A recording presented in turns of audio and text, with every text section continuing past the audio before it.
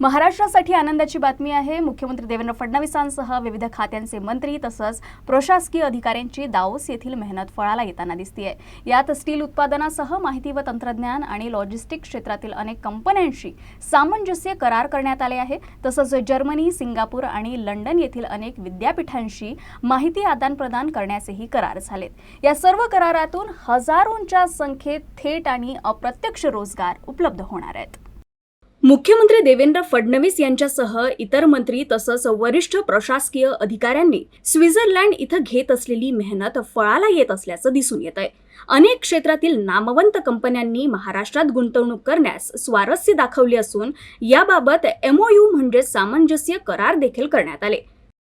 यामध्ये प्रामुख्याने SBG group गुंतवणूक 2000 कोटी रुपये, क्षेत्र लॉजिस्टिक सुमारे 4.5 लाख लोकांना रोजगार, क्षेत्र मुंबई MMR, सुरजागड इस्पात लिमिटेड गुंतवणूक 20,000 कोटी रुपये, स्टील उत्पादन क्षेत्र किमान 8,000 लोकांना थेट रोजगार, क्षेत्र गडचिरोली, लोढा डेव्हलपर्स गुंतवणूक 1 लाख कोटी रुपये, 1.5 लाख लोकांना थेट रोजगार, क्षेत्र डेटा सेंटर मुंबई, BFN फॉर्गिंग्स गुंतवणूक 565 कोटी रुपये, 847 लोकांना थेट रोजगार, क्षेत्र स्टील उत्पादन पालघर मुंबई अशा मोठ्या लक्षवेधी करारांचा समावेश आहे। यासोबतच इतरही कंपन्यांशी सकारात्मक चर्चा झाली असून यामध्ये सुमितोमो रिअल्टी आणि डेव्हलपमेंट गुंतवणूक $8 अब्ज, रोजगार 80,000, के रहेजा कॉप गुंतवणूक $10 अब्ज, रोजगार 1 lakh, ultra capital Panchsheel realty गुंतवणूक $25 अब्ज, रोजगार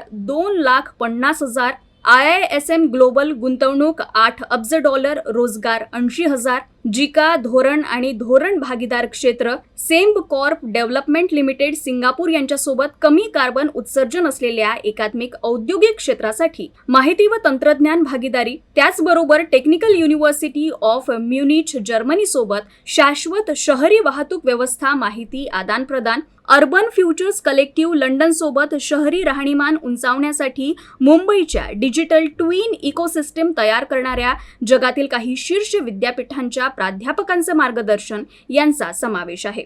एकूणच ही सर्व माहिती महाराष्ट्रातील गुंतवणुकीसाठी समाधानकारक आहे असं म्हणता येईल।